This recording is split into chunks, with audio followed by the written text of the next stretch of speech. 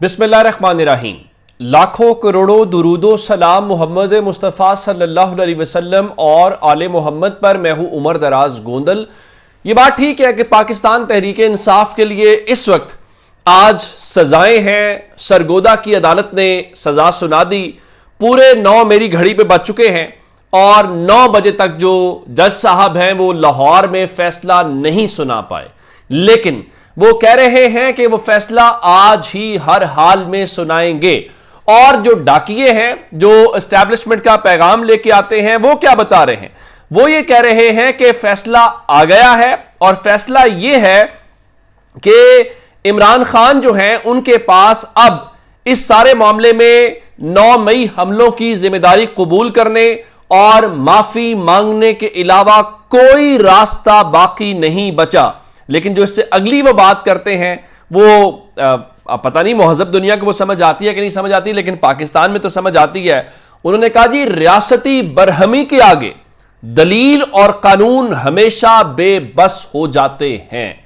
तो इसका मतलब हुआ कि इस वक्त कानून और दलील दोनों बेबस हैं और रियासत की बरहमी जो है वो टॉप के ऊपर है या वो गालिब है। अब जो जोरदार तमाचे वाली बात है वो कहां से बात हुई या क्या हुई?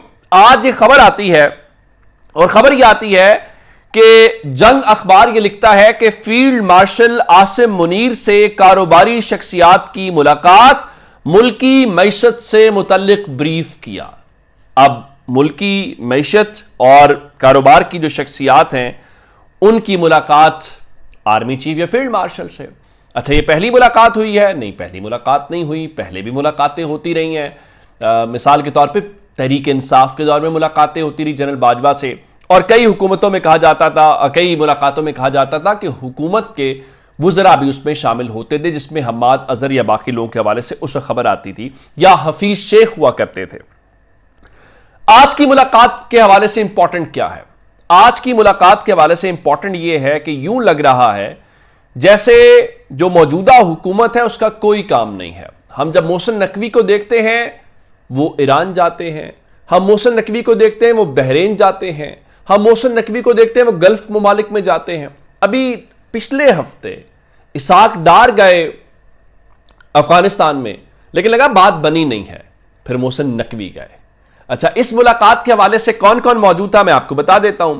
इस मुलाकात के हवाले से यह बताया गया है कि जो वहां पर मुख्तलिफ जो अफराद थे, वहां पर आप जानते हैं कि गौहर इजाज जो एप्टमा के सरबराह हैं।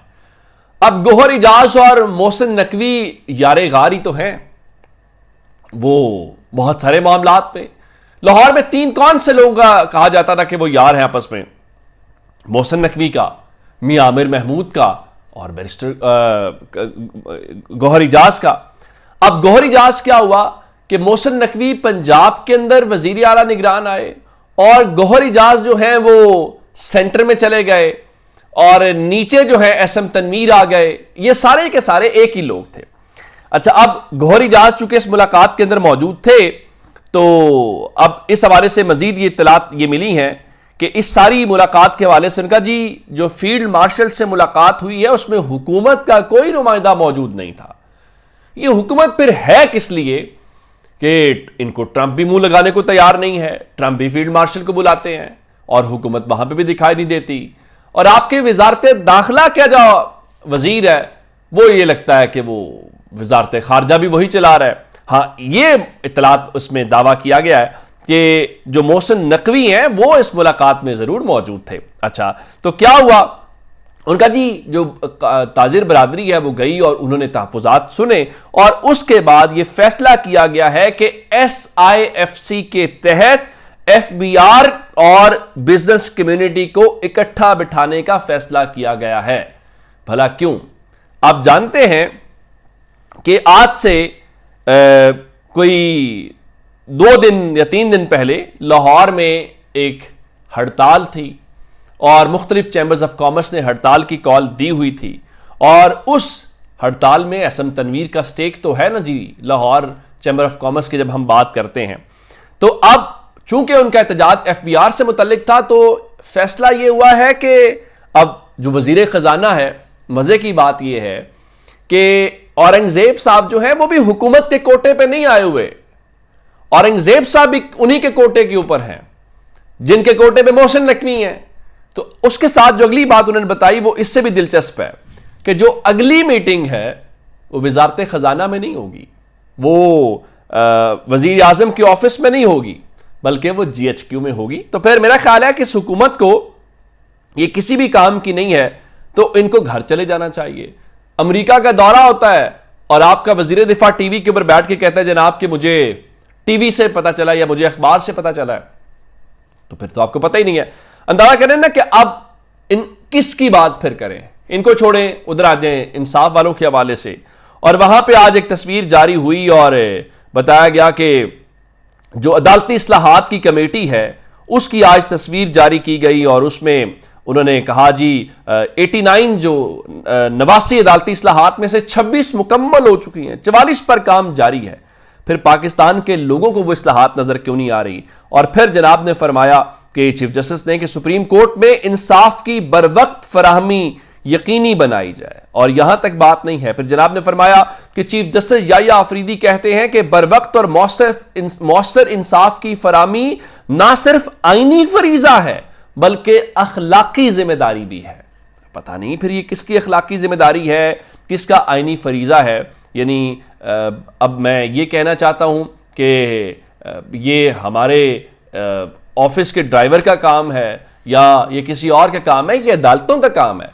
अगर आपने इंसाफ देखना है तो आज जो आपने वहां पर सरगोदा के इंसदाद दहशतगर्दी अदालत के जज ने जिस तरीके से वो फैसला लिखा है, जो कुछ है उसके लूप होल्स तो देखें, फिर लाहौर देखें, फिर हर जगहों के ऊपर देखें। तो मेरा ख्याल है कि उसमें कोई ऐसी बात नहीं जो गैर मामूली हो। और आज एक बात और इस हुकूमत को या बाकी चीजों को लेके, चूंकि इमरान खान से आज उनकी बहनों को मिलने नहीं दिया गया, अलीमा खान साहिबा तो पहले नहीं मिल पाती, तो नौरीन साहिबा और उज़मा साहिबा जो हैं उनको भी आज मिलने नहीं दिया गया। लेकिन आज एक चीज़ और हुई और उस हवाले से इमरान खान ने ये जो सारे का सारा सेटअप लाया गया है, इस सेटअप के हवाले से एक तो उन्होंने जजेस के हवाले से ये कहा है, तो उन्होंने कहा कि इस सारे मामले में 3 जजेस के नाम लेके काजी फायज ईसा का, अमीनुद्दीन साहब का, सरफराज ढोगर साहब का, और कहा कि ये तीनों जो जजेस हैं ये तहरीक इंसाफ और इमरान खान को क्रश करने के लिए लाए गए हैं। और फिर उन्होंने कहा कि इमरान खान ने यह मुतालिबा किया है कि जज साहिबान मुझे तौहीन अदालत का नोटिस जारी करें ताकि मैं अदालत में पेश हूं और मैं अदालत में पेश होकर इन जजेस के सामने जो है वो बात कर सकूं। और उनके मुताबिक इमरान खान ने मौजूदा रिजीम को डाकू डफर अलायंस का नाम दिया है। अब वो क्यों डाकू कह रहे हैं? उनके मुताबिक हमें कहा जाता था कि ये सारी पार्टियां इस किस्म की हैं, तो अब उनका क्या सब मिल के जो है वो उनके साथ मिले हुए हैं। और फिर उन्होंने कहा कि नवाज शरीफ और उसका खानदान मुल्क लूट कर खा गए, लेकिन वो हाई कोर्ट गए तो उनकी खिदमत में सब कुछ पेश करके एक ही दिन फारिग कर दिया गया। ये तारीख में सब कुछ जो है वो लिखा जाएगा।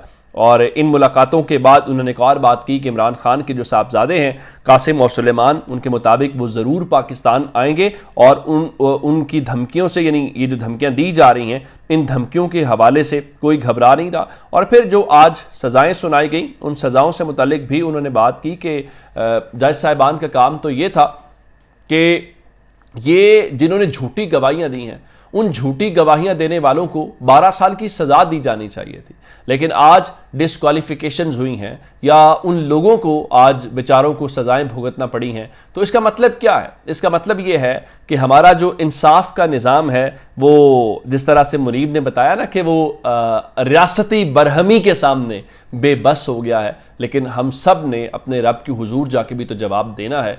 यही सिस्टम बदलेगा, चीज़ें ठीक होंगी तो आप देखेंगे यही जज साहिबान हैं वो तहरीक इंसाफ के बारे में फैसले देना शुरू हो जाएंगे। पता चलेगा कोई मसला कभी हुआ ही नहीं है। इस तरह आज आपको 9 मई लग रहा है ना, ऐसा नवाज शरीफ का भी हाई जैकिंग त्यारा केस था, कहाँ गया? यहाँ कंसिस्टेंसी वाला कुछ सवाल नहीं है, यहाँ मफादात के हवाले से चीज़ें होती है। अपना बहुत सारा ख्याल रखिएगा। खुदा हाफिज।